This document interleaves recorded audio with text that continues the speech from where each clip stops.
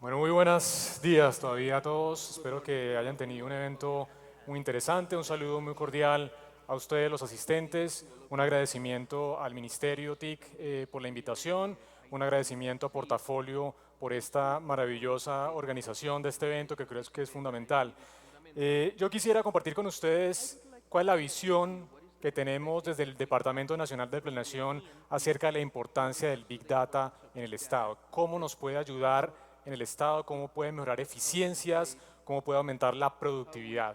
Entonces, antes de hacer eso, quisiera primero, bueno, les doy una propaganda, mi Twitter es Luis Fer Mejía, para que vean que también en el DNP tenemos algo de tecnología, para que nos sigan y nos cuenten las preocupaciones y comentarios relevantes sobre este evento. Entonces, antes de entrar en detalle sobre qué impacta el Big Data, cómo lo impacta y cómo nos puede ayudar en el Estado, quisiera darles una historia muy breve de cuál es el entorno macroeconómico y por qué el Big Data es importante desde el punto de vista de política pública.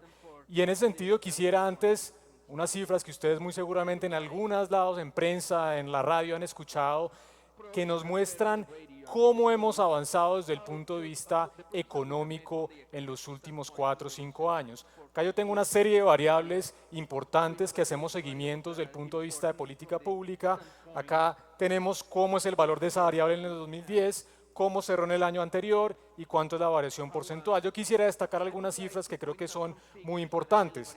Por ejemplo, crecimiento económico. Teníamos un crecimiento del 4%, el año anterior cerramos en el 4,6%, actualmente primer semestre del año tenemos un crecimiento del 3%, ya vamos a hablar de cómo está impactando la nueva realidad económica nuestro crecimiento. El PIB per cápita, una medida muy importante que hace simplemente un cálculo que distribuye toda la riqueza que crean los colombianos entre la población. Esa cifra era de $6.300 por habitante en el 2010, $8.300, un crecimiento del 32% en esos 4 años. La tasa de inversión, la inversión es simplemente cuánto está destinando cada empresario para invertir en capital humano, que ese es el crecimiento económico futuro. Una alta tasa de inversión indica que el crecimiento económico va a ser sostenido. Hace unos 15 años la tasa de inversión en Colombia era del 15% del PIB, es decir, de cada 100 pesos que producíamos los colombianos, 15 se iban a la inversión. Hoy en día, el 2010 estábamos en 24,5, de esos 100 pesos 24 inversión. ¿Cómo estamos hoy? 28 pesos por cada 100 pesos, es decir, aumentamos de manera considerable la tasa de inversión. No sé si podemos poner la presentación, si no les sigo diciendo.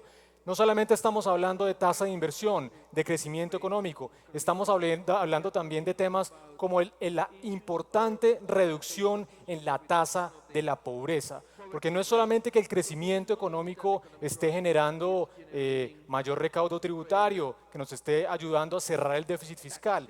Lo importante al final de cuentas es cómo el crecimiento económico está impactando a los colombianos.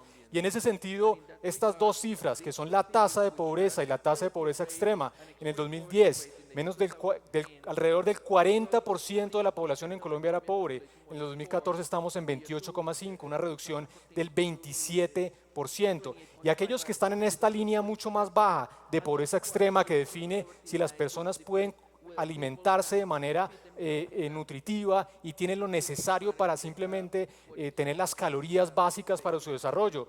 Eso estaba en 12%, cayó al 8%, una caída del 34%. Es decir, un entorno macroeconómico de crecimiento económico, de aumento en la tasa de inversión, de reducción en el déficit fiscal, pero sobre todo de impacto sobre lo que importa, que es la calidad de vida de la gente, con una reducción muy importante en la pobreza.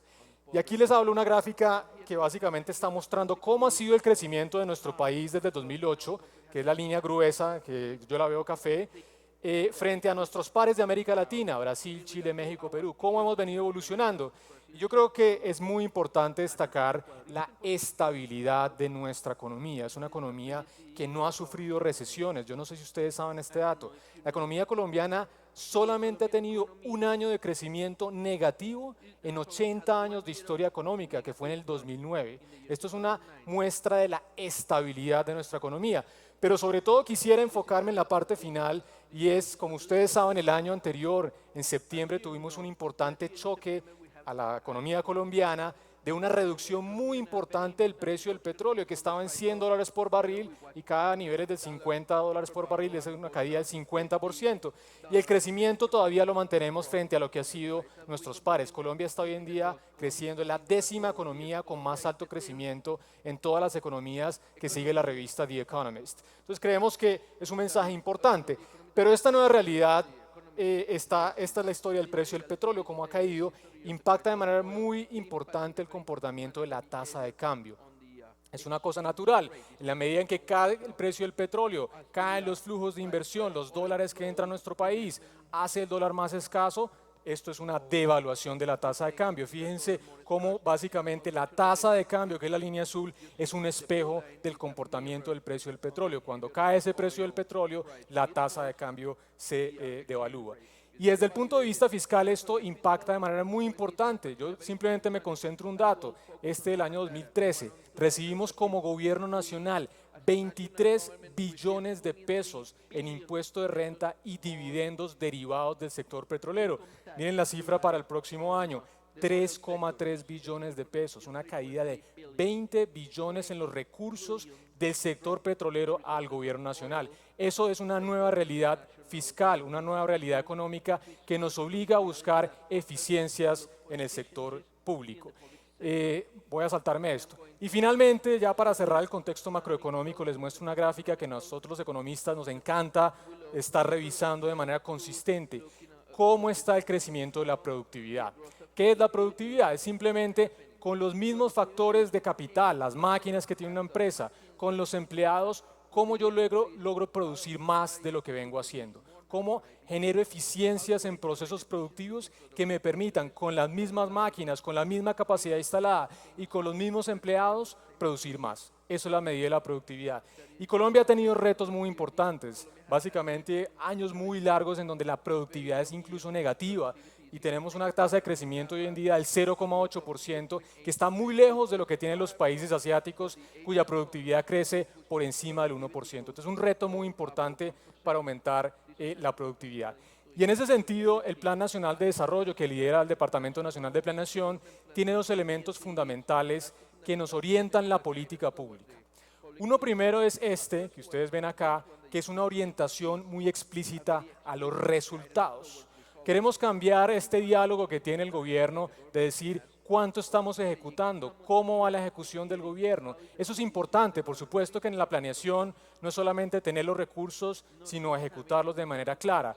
Pero lo aún más importante es cómo esa ejecución está impactando las metas que queremos cerrar. Es decir, si queremos aumentar la calidad de la educación, el Ministerio de Educación, con ese gasto que está haciendo en infraestructura, en calidad de los docentes, cómo está impactando la calidad, por ejemplo, a través de las pruebas PISA. Entonces queremos tener los recursos, unos productos, unas metas intermedias, pero al final de cuentas tener unas grandes metas trazadoras que nos indiquen cómo está la evolución de la política pública. Y finalmente una gráfica que voy a tratar de explicar muy corto y es: Colombia es un país de regiones, Colombia no es un país unificado, homogéneo, tiene unas grandes diversidades culturales, económicas e idiosincráticas. Y eso nos permite plantear la política pública desde el punto de vista de reconocer esas diferencias en el territorio. Este mapa resume una serie de indicadores sociales, económicos, cómo está la cobertura de servicios básicos en los diferentes municipios del país, cómo está la calidad y la cobertura en términos de salud.